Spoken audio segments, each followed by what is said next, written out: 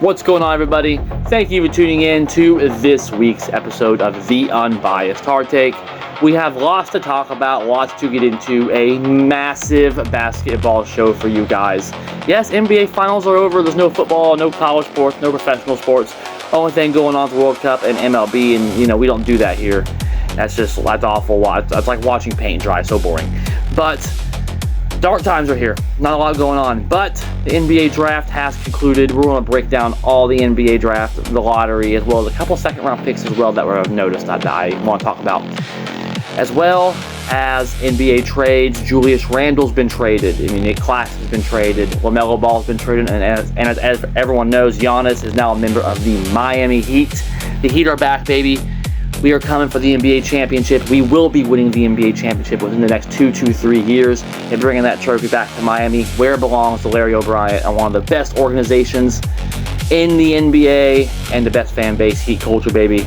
We've deserved this out of missing out on a lot of stars over the years. Gordon Hayward, Damian Lillard, Kevin Durant multiple times. They've missed out on a lot of superstars. And to get a superstar of this magnitude to pair up with Bam and hopefully Andrew Wiggins, if we can restructure his deal or he opts into his contract, that would be just a title contending team right there. And I'm excited to see how Pat does to build that team up. Because yes, they do need some shooters. They want to talk about that, as well as are they truly contenders. So stay tuned for more. You don't want to miss it. This is going to be a good show. We'll be fired up for this one.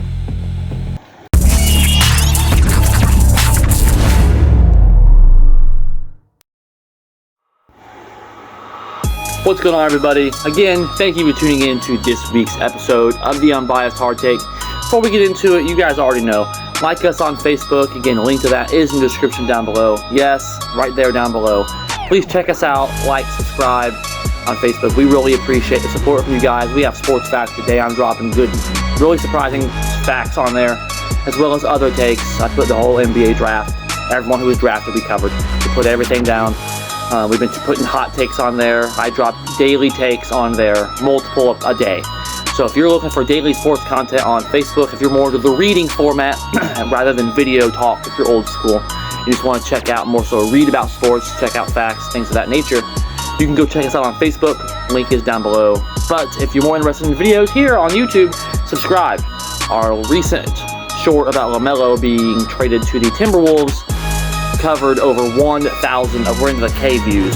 Hopefully hit 2K here soon on that. So in the short before that, where Giannis got traded, we had some comment interaction on there. So really appreciate the support from you guys on our recent shorts. Again, subscribe on YouTube if you want to see those thousands of viewers turn into daily subscribers. So we're always putting out content, weekly content for you guys. So check us out on both Facebook and on YouTube. Like and subscribe, and appreciate the support from you guys. So with that, we're going to jump right on into it. And we're going to talk with Giannis first, baby, because Giannis is a member of the Miami Heat, and we outbeat the Boston Celtics to do it. The Heat are now the best team in the Eastern Conference. We are coming for the Larry O'Brien trophy, and the Knicks better be on watch because we are here. People say, oh, they don't have a roster to build around Giannis. Go look at the roster that Spo took to the finals in 2020 and in 2023. In 2020, people said, oh, it was the bubble. It doesn't count. The Heat, that was a fluke. They couldn't do it again. And then the year after that, we ended up going Game 7 in the Eastern Conference Finals against Boston and just lost that game, where I play away from the finals again. And then in 2023, after that, we made the finals again against Denver and beat Boston to do it. So the Miami Heat, without Giannis, people say, oh, they don't have anything around him, though. They have him and Bam. They have more than that. Andrew Wiggins is going to be back. He's going to either opt into his contract, or they're talking about actually restructuring that right now to make that lower. They also have Davion Mitchell, who's been a very good guard for the Miami Heat. 9.3 points per game, 6.5 assists per game. One of the best defensive players on the team. One of the best defensive guards in the league. He's not really an offensive threat. He doesn't really have an offensive presence as much. I understand that. But he is a good defensive player, especially at the guard position, where you can guard other guards up top. Because obviously Giannis and Bam won't be down low. So you need people to be able to cover the perimeter and the three-point shot, and Davion Mitchell is absolutely that guy to do so. And also with getting Giannis, yes, they get Bobby Portis, who's one of the best six-man in the league. He's going to come off the bench with Bam, Giannis, and Bobby Portis coming off the bench. That's the best That's the best big man combination in basketball right there. I mean, that's going to be the best defensive front line right there. That's like a tower. That is the Miami Tower, baby, because that's going to cause havoc. This defensive team is going to be elite. Andrew Wiggins comes back. Yes, I understand he's not an all-star like he used to be in Golden State, but he is a former all-star. He's won Rookie of the Year. He was the first overall pick, and people expected him as the number 1 pick. I was telling JB this, that yes, Wiggins was drafted to be the number 1 guy. He's obviously not the number 1 guy, or even a number 2 guy. But he has proven he can be a number 3 guy on a championship team. He did that with Golden State on their most recent championship team. He was the 3rd guy behind Steph and Clay, and they won a championship. It was proven that Wiggins is good enough to be a 3rd option. Made the All-Star team that year, NBA champion. There was actually an argument for him to be Finals MVP. There was an argument for that. And even Wiggins last year with the Heat, he was good. 15.4 points a game, 4.8 rebounds, 2.7 assists, and he's still an above-average defensive player, and he's a wing. And the Heat are going to need to bring in shooters and wings for defense, and he's a great defense. The Heat have the wings are covered to a point because they brought back Pelle Larsson. He's more of a guard, though. And Pelle Larsson, let's talk about him as well. I mean, Pelle Larsson had 11.4 points per game. This guy averaged over 10 a game and didn't get a lot of minutes with the Heat. So he could be a starter. I expect them to address the shooting guard position a little bit. I mean, maybe you could start the first game of the season with Pelle Larsson as a starter, and he could give you good minutes. He can shoot the three-pointer as well. So he is a three-point shooting threat, as well as Bobby Portis. We talked about him a minute ago. I mean, he's second in the NBA in three-point percentage last season at 45.6, better than Steph Curry. I'm going to say that again. Bobby Portis was second in the NBA last year in the regular season in the three-point percentage at 45.6. He can shoot the three. Bam, not an elite three-point shooter, but did add the three-point shot to his game. And Giannis is our best player, not a three-point shooter. He's going to down low and drive and post up. That's what he's going to do. And that's a good combination. This team is big and thick. What is New York? How'd they win the championship? Big and thick. Mitchell Robinson, Karl Anthony Towns. I mean, OG's big, a big wing. Andrew Wiggins is a big wing. So, I mean, the Heat have the recipe, and they're not done. They're going to add more pieces. They actually did this past draft. In the second round, they added Ryan Conwell. People say, oh, the Heat don't have any shooting. What did they do in the second round? They addressed the three-point shooting. People say, oh, it's a second-round pick. Well, Jalen Brunson was a second-round pick. So was Draymond Green. Austin Reeves wasn't drafted, and he just signed a massive contract with the Lakers. So don't give me that crap. The Heat just need three-point shooting, and Ryan Conwell can absolutely do that day one. He led the ACC in three-point percentage last year and averaged over 14 points per game. He's going to be a good NBA three-point shooter. He's not a starter right away, but he is a plug-and-play three-point shooter. You need a three-point shot, send out Ryan Conwell. They addressed that to a point, and they're going to continue to do so in free agency. That doesn't even start until early July. I think this coming week, actually. So we'll be paying attention to that next week. So they're not even done yet. Free agency hasn't even opened. Tampering period hasn't even opened. So the Heat are going to address some pieces. There's good pieces out there. Russell Westbrook, for example. Bradley Beal's a good piece that can come in off the bench. I mean, you can sign these guys for mid-level exceptions. There's rumors about LeBron James. I mean, that would be kind of cool. I mean, I don't see him leaving LA on any circumstance at all. He's comfortable there. That would be a surprise to me. That would be a 1% chance we get LeBron. That's truly what it is. I'm not really going to take that too seriously. Norman Powell, unless he takes a massive pay cut, won't be back. So the Heat do have pieces right now, and Jovic off the bench as well right now. He had a rough season last year, only averaged 7.3 points per game, and that was after averaging over 10 points per game the year before that. So had a rough season last year, but he'll still come off the bench, hopefully get a good rebound season from him. And Drew Smith last year in very limited minutes did look good as well at times. Maybe they can bring back Fontecchio. So it's going to be interesting to see what the Heat do in free agency. I'm excited to see that. But even right now with Wiggins, Ryan Conwell, Davion Mitchell, Bobby Portis, Nikola Jovic, I said Pelle Larsson, Andrew Wiggins, Bam Adebayo, Giannis. The Heat, that right there is a good core going into free agency, guys. People don't realize, oh, they couldn't play a game right now. No, they couldn't, because free agency hasn't happened yet. So they're going to be adding people in free agency, and we'll see how it looks, I would say, by late next week. By this time next week, we'll know what the roster is sort of going to look like, because a lot of the bigger names will be off the board. So I'm excited to see what the Heat do. They're very well aware, they have to build a team around Giannis and Bam and Wiggins. So I'm excited to see what happens. the Heat are absolutely a title contending team right now. DraftKings tends to know what they're talking about when it comes to odds, and they gave the Heat the 5th best odds. I think 3rd best in the East to win the NBA championship. And that seems about right. New York should be number 1. They won the championship. I'm going to give that to them. But for Knicks fans to say, oh, you're just in the moment, that's not true at all, because the Knicks are the team to beat. And we added pieces right now already before free agency. We even had a good shooter in the draft. We've added pieces before free agency to compete with New York. And that should make them, we should be on the radar. If we're not on New York's radar, then that's just low basketball IQ, and that's them living in the moment. Let them live in the moment. They deserve it. They won the championship. We're coming back for ours. They have the target on their back. And Boston, I think, is the 2nd best. Or is it Detroit? It's one of those 2 teams. And that's rightfully so, too. But we're coming. The Heat, even last year, didn't make the playoffs, but made the play-in, had a winning record. Add Giannis to that. People say, oh, there's nothing around them. Listen, if there's one thing the Miami Heat are known how to do is take no-name guys and develop them into good role players.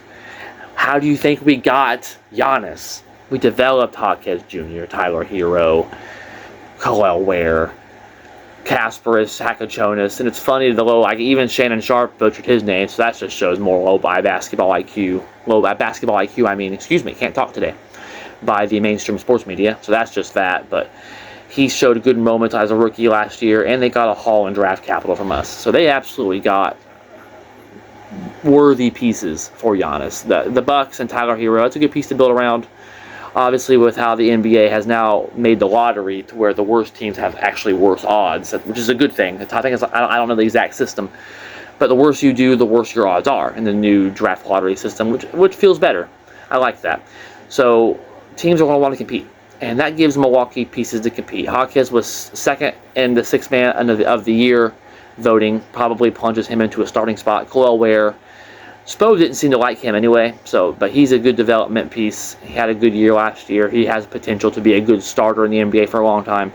Tyler Hero is a former NBA All-Star. Led the Heat to the playoffs a couple years ago when Jimmy was gone. So the Heat, like I said, have been a good team for years and years and years, but just in the play-in. There's jokes around the internet memes that the play-in merchants, Miami Heat. But you don't get into the play-in by being bad. You get into it by being mid. Like, even when the Heat made the finals in 2023, we did so by the play-in. Let's be honest here. So we've been a play-in team for years, and it's time to move on. We've exhausted the resources with this team, and we did move on. And we were able to keep somewhat of a team in order to do so. Pelle Larson's a good player. Wiggins drafted Ryan Conwell. Davion Mitchell got Bobby Portis. Nikola Jovic. So we didn't have to trade everything. Drew Smith still on the roster. Like I said, had good minutes and limitation last year, but he'll be expected to play more minutes this year, obviously. And going into free agency, we'll add 3, 4, 5 pieces probably. And then have some draft development guys, and the Heat are very good at that, as we know. So I'm excited for the Heat this season. They are NBA contenders. Don't let anyone tell you otherwise. If they're telling you otherwise, they're coping. Let them cope. People hate the Heat. They have forever because of what the Big Three did in Miami. And that's okay. We'll be the villains again. I miss these days. I haven't been this excited for Miami Heat upcoming season since LeBron, or his last year in Miami. I really have not been this excited for a season.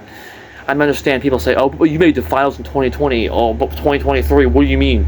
But we were an underdog. No one went into that season expecting us to be a top contender, top player, going to the finals. We were the underdog, and that was cool. I'm glad it happened. I was rooting right there with the Heat when they sucked, right after LeBron left, to when they built it back up with D-Wade, Luol Deng, that crew, Goran Dragic, that crew.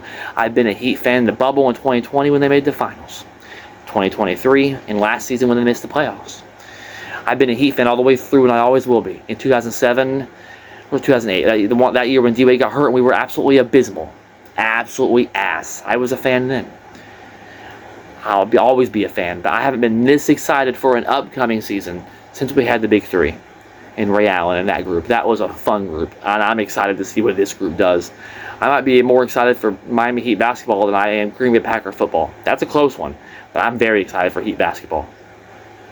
But there have been some other NBA trades as well, because there is an update. This comes from Yahoo Sports that, quote from them, "This is a fascinating time in the NBA calendar to make trades. Sometimes a deal is reported and another one comes out later, but they end up being part of the same trade." So we're just going to break this all trade down in bulk here.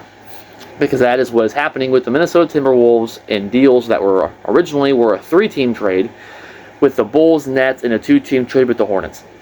It's now a 4-team deal involving all those teams. Julius Randle and... I know it's confusing, so here's what it ultimately comes down to. The LaMelo Ball and Julius Randle trades were combined, and it came out later. All the information, we ended up getting more information. So Julius, here's what it means though, ultimately. Julius Randle ends up with the Nets. LaMelo Ball ends up with the Timberwolves. Covered that yesterday. Naz Reid goes to Charlotte, also yesterday. And Nick Claxton goes to the Bulls. So, ultimately, it seems like, I don't know, Julius Randle, the Nets are rebuilding. That gives them someone to build around and be more competitive. Like I said, teams are going to want to compete. And for teams to compete, they're going to need a decent player. And Randle's a decent player. Can they win even be a playoff team in the West with him? No. But they don't want to be a playoff team. They want a good lottery pick. You can't get good lottery picks by tanking anymore. The NBA fixed that. We just talked about that. So with that, every team wants to compete a little bit, have some decent players. Now Nick Claxton, who had a decent season last year, goes to the Bulls. They can compete with him because he's a decent piece to build around. And the Bulls just got a great prospect in Caleb Wilson from the 4th overall pick. So they're going to have some players, young players, to compete. They got their lottery pick. Now they have Nick Claxton, a good piece to go with him. Naz Reid goes to Charlotte. Charlotte, I don't know what they're doing. What are they doing? Just had their first winning season, and I don't remember the stat. We covered that, but it had been a long time. LaMelo Ball seemed happy there. They had Brandon Ingram to build around. They have Knuppel. I don't understand what they're doing. They finally get a decent team. We're an inch from the playoffs. Made a big step, a massive step in progression. Then they blow it all up. It's like things are going... Certain teams don't want to do well, it seems like, and it's sad. I feel bad for Charlotte fans. That ownership should be ashamed of themselves. GM should be fired immediately. This will be the worst trade. This will go down as an awful trade for the Hornets. Back to rebuilding mode. I'm sorry, Hornets fans. I really am. That's good in the East for the Heat. It makes the East a lot weaker. But it's sad for Hornets fans. They had a little bit of hope, and now it's just snatched away. Basketball gods are cruel, man. The Hornets get a little bit of hope. They even posted, I remember when they had that, they finally clinched a winning record. They had that, cat crying meme. And it was above 500 meme, and they were just so happy. And I felt good for Hornets fans, and they deserved it. They had their little moment in the sun, and then lose in the play-in, and then they just snatch it right away. LaMelo Ball to Minnesota. And we're going to really get into that, because that's what really is big here. Because now with Randle going to the Nets, and with Randle going to the Nets, Naz Reid going to the Hornets, that just proves that it looks like the Timberwolves are going small ball. They're going to put a guard in there with Ant-Man, because Ant-Man is not really a facilitator. LaMelo Ball is. They need a guard to facilitate the ball to Ant-Man. Now they have that, a 2-combination way there. Rudy Gobert is their 3rd best player. He's a Hall of Fame player. Put respect on Rudy. He is a Hall of Famer. One of the greatest to ever do it, but he's not there going to be a Hall of Famer because of offense. Let's not pretend. He's not an offensive threat. He's a defensive threat and a rebounder. One of the best defensive players to ever play the game and a great rebounding player. He gets you easy 10 rebounds a game. If he can give you 8, 10 points a game, that's a plus. But they still have McDaniels as well. We're able to keep on to him at the wing. So this Timberwolves team next year really is a threat. They're going to go deep, I think. This is a good team. This Timberwolves team. I'm impressed with what they've done. LaMelo, we talked about McDaniels. I don't know if Dante will be back in injury or what that situation looks like right now.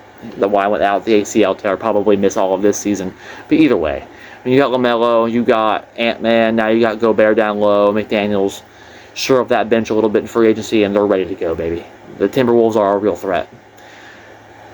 But speaking of threats, we have the up-and-coming NBA draft class, where we have really a class where a lot of people think that you have 3 or 4 players that definitely would go number 1 next year. Next year's looking like an all-time weak class. I'm not excited for that. But there's 3 or 4 players that could have all-star level careers or be Hall of Famers. They're saying. That's what they're saying. Again, I don't know if I buy into all that. Everyone says that every year, it seems. But speaking of threats, the up-and-coming generation of basketball was drafted recently. And we are going to get into a little bit of the NBA draft, because with the first pick, the Wizards got AJ DeBonsta. And the Wizards are a real team now. Because, DeBonsta is a great player. last year with BYU. I was kind of shocked he went there, but he had a great season. I mean, it was a prototypical. He's a big wing, has size. He creates his own offense on demand. He can go out there and I think get you 18, 20 points his rookie season. Easy. He's going to go out there and be able to score day one, 100%. One day he'll probably even be a scoring champion once he develops his three-point shot especially. It's kind of inconsistent, the film I was watching. But was the second best player on my board behind Boozer. I'll get to Boozer here in a minute.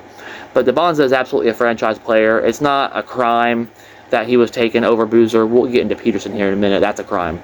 But DeBonza is a great player. He's going to be an absolute stud for them. And let's look at the roster. Let's look at the Wizards a little bit here. They, I think, are a 7, 8 seed playoff team. They'll be in the play-in next year, I think. And I think they can get out of the play-in and be an actual playoff team. Because, I mean, Trae Young, Anthony Davis, Alex Sarr, DeBonza, Keyshawn George, Trey Johnson, Bub Carrington off the bench. That's a team in the East that can at least be a play-in team, 7, 8 seed. Probably get swept round 1. But for Wizards fans, they actually have something to be so excited about. They have some expectations now. I mean, you have Anthony Davis, been an NBA champion All-Star before. Trae Young, been doing the Eastern Conference Finals with the Hawks. Been an All-Star multiple times. Now you got Alex Sarr, who's been an up-and-coming player. DeBonza's an all-time talent. George is a decent player who can be off the bench or a six-man type of guy. And like I said, Alex Sarr, 16.3 points a game last season. 7.4 rebounds. I mean, look for him to jump up. He only had 27 minutes last year. Look for him to jump up now to 30 minutes and get a double-double. This is his third year in the league. He'll have some development in there now. So the Wizards have some real excitement going on. They have some expectations. And for a team that's used to finishing bottom of the barrel, for a team picking 1, they have a chance to really maybe even have a slightly above 500 record and make the playoffs. I'm impressed with what the Wizards have done on the draft and develop. Now they just have to do what the Hornets failed to do and actually let it stick out. They're not going to be a 5-6 seed this year. The East is too top-heavy. Pacers will be better this year because of Halliburton being back. So, I mean, they're not going to be a top 6 team. They're going to be a 7, 8, 9 team. I think they'll have a winning record, and they have a chance to get out of the play-in. That's a real thing. They have some expectations. They should be looking at having a slightly above 500 record as a ceiling, and that should be their expectation, and get into play-in and hopefully get out of it. That should be what the Wizards are looking for because they have some players now. They really do. And then number 2 overall, you had Peterson. And Peterson's a great talent. And it was a good fit with what they actually needed. But he can get to the rim, score. He's a shot maker. The Jazz struggled with that last year. They're going to have some decent players as well. Ace Bailey, Lauri Markkanen. So, I mean, the Jazz will have some decent players to build around too. Like I said, these teams want to compete because of how the draft lottery is set up now. And Peterson really, kind of reminds me of Zion Williamson. Great talent. But how motivated is he? Last year, he taking himself out of games. Reminds you of Anthony Richardson. How's that worked out for the Colts? I know a different sport, but sports are all about motivation. It doesn't matter what sport you're playing. Hockey, football, soccer, lacrosse. If you're not motivated, it's not going to work out in the long run. And I worry about that with Peterson. How committed to basketball is he? Will he get the best out of his potential and be that next guy for the Jazz? He has the talent to be. Not saying he doesn't, but how motivated is he? And I don't know how. You can't coach that. You can't fix that. That's not something you can develop. It's something you have or you don't. And that's why I think this is absolutely just sad that he was taken over Boozer. Boozer's a college player of the year. Boozer has a high motor. Boozer has family with Carlos. Boozer, the former Jazz and Bulls All-Star, has been there before. That is motivated. That doesn't have those question marks. And is also is very talented. So the fact that Jazz took Peterson here, I don't really understand that. That's sad to me. How you take him? Why wasn't he the college player of the year? I mean, he played in college last year for Kansas. Boozer played. Why wasn't if Peterson and even DeBonza, for that matter, are so much better than Boozer? Why weren't they college player of the year? I don't know. Just saying. But then, speaking of Cam Boozer, the Grizzlies got their franchise player because it looks like John Morant's going to absolutely want out. And Boozer next to Zach Edey. Zach Edey last year, yes, he was injured, But Zach Edey is no slouch. Zach Edey averaged a double-double in the games he played last year. Let me pull up Zach Edey's exact stats here. I didn't plan on talking about Zach Edey, but there's another former college player of the year. People say, oh, it won't translate to the NBA. Yeah, he was hurt most of last year, but even in his rookie season, 9.2 points per game, 8.3 rebounds a game. And then last year, in the games he did play, 13.6 points per game, 11.1 rebounds per game. So Zach Edey will be fully healthy this season and averaged a double-double last year in the limited time he played. So Zach Edey is going to be a walking double-double in the NBA for a long time. And you pair him now next to Boozer, that's going to open up opportunities for both of them. That's a good young wall there. That's a good young power forward center combination. That's a big, thick team. The Grizzlies will have some talent. Of course, who knows if Ja will be there. He doesn't seem like he wants to be, but you can build around Boozer and Edey. That is absolutely a thing they can compete with. And he's very physical, so is Edey. So they're going to be very hard. They'll not be very pleasant to play. They may not have a lot of shooting. They may be one of the worst teams in the league next year, but they do have some pieces to build around. Boozer and Edey will look good together, and I do expect them to maybe not be the worst team in the league, but maybe fifth worst team in the league. They're going to be pretty bad, I think, but because they don't have really any other scoring. Now, if Ja stays, you have a different combination. Now, they can compete with Ja, Boozer, and Edey, if Ja can stay healthy.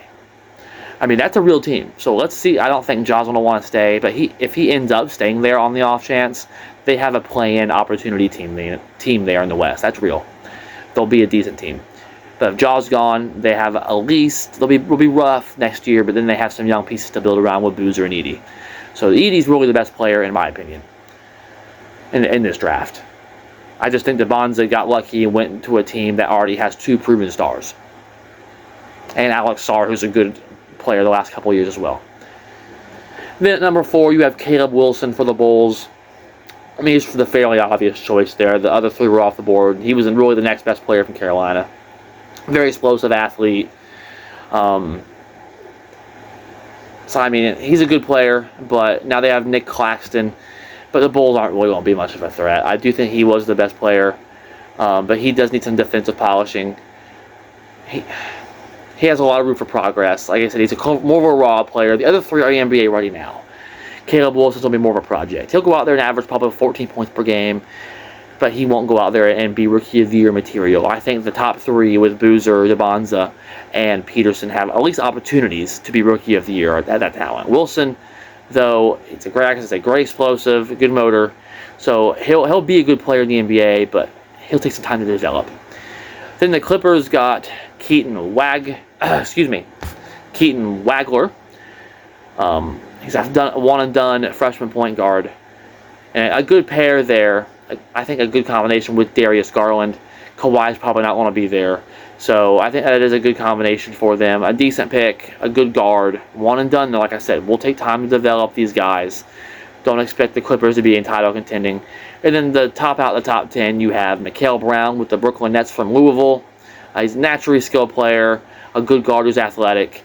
He's ambidextrous, actually. I think that'll translate to the NBA very well. Can dribble with both hands, very good ball control. So I think he'll develop into a good NBA player, maybe a borderline all-star one day for the Nets. I mean, the Nets, a little bit of pieces too. Like I said, Julius Randle with the Nets now. So a good player to pair up there with Julius Randle. Sacramento Kings get Darius Acuff Jr. from Arkansas. Joe Johnson, I was actually seeing was very high on him. That's actually what the reported was actually who they wanted. Was what the Kings wanted was him. And there's actually some concerns, they say, with his commitment and approach. And as we know, the Kings aren't really the best at drafting and developing. So that is a bit concerning, but he is a good player and gives them opportunity so long as they, again, like Peterson, can keep him motivated. Very good, very athletic, but how committed is he? That's the issue there. The Hawks get Kingston Flemings from Houston. High-level athlete, good player, be a good player for them, be a good plug-and-play immediately. And number 9, Mavericks get Morris Johnson Jr. And number 10, Bucks get Braden Burries. I hope I'm saying that correctly, probably not. I actually do have a little bit of notes on him. Hold on here. Has good strength and good shot-making ability, good plug-and-play day one. Okay, there you go. wrapping up your top 10 in the NBA draft. And then there was a couple players in round 2 I do want to talk about from former Boilermakers. We're a big Boilermaker channel on here, as we know. And Braden Smith was drafted initially by the Bulls, but then traded in a draft day trade to the Pacers. So the Boilermaker, as we know, Purdue's right here, basketball hub right here in Indiana. And we are the top basketball program, Purdue is, in the state. And he gets to stay home and play for the hometown Pacers. Halliburton's coming back. They still have Spicy P, Pascal Siakam. So they'll be a better team this year. Braden Smith, well, I think, obviously, I don't think he'll be a starter day one. But he can come off the bench. As we know, he's like the John Stockton of college basketball. Your all-time assist leader in college basketball history.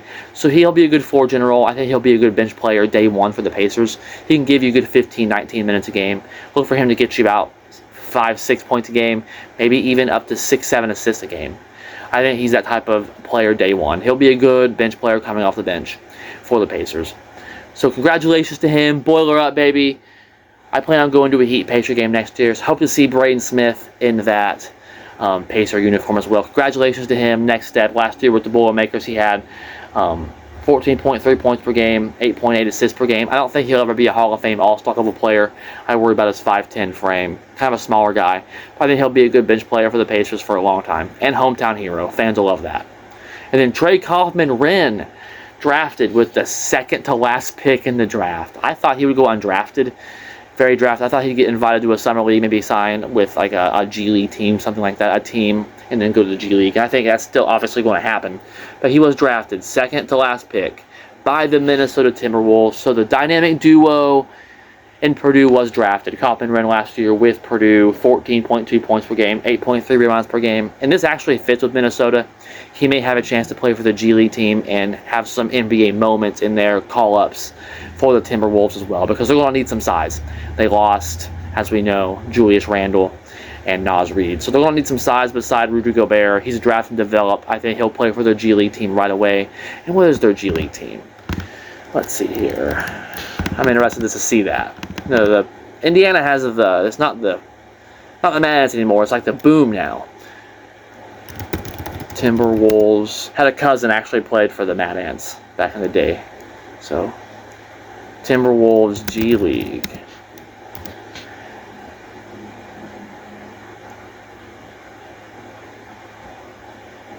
The Iowa Wolves. So I think Kaufman-Renn will start with the Iowa Wolves. We'll see him in the G League, in the Summer League here soon with Braden Smith. That'll be exciting stuff as well. And we'll see Ryan Conwell with the Miami Heat as well. So we're excited for Summer League coming up. We'll talk about that in a little bit. Dark times they're rough. Not a lot of coverage right now for you guys. But NBA free agency is coming up. So Kaufman-Renn, congratulations to you as well. Boiler up. Like I said, I expect him to maybe have some NBA moments, call-ups. He'll play a lot for the Iowa Wolves in the G League. So I do expect a lot of that. That's based in, like I said, I'm based in Iowa. So, again, that's really all I have for this week's episode of the Unbiased Hard Take. Dark times are in full force. Actually, they're not really in full force yet because we have NBA free agency coming up next week. We'll cover that. But then after that, it's going to get real tight on coverage, and that's when we have a lot of announcements for you guys. We're excited. We're going to wait till NBA free agency wave 1 to wait next week, early the week after, to announce some things because we want to see what NBA free agency happens. We're going to be putting a lot of content next week on Facebook and with some shorts and next weekend's video as well. So check all that out. We really appreciate the support from you guys. And that's really all I have. Till next time. Let's go Heat. We got Giannis, baby. We're coming for that ring. Boiler up. Draft the Braden Smith and Kaufman-Renn. And go, Pat. Go, baby. NFL's the next sport to be played. We're excited for it. See y'all coming week.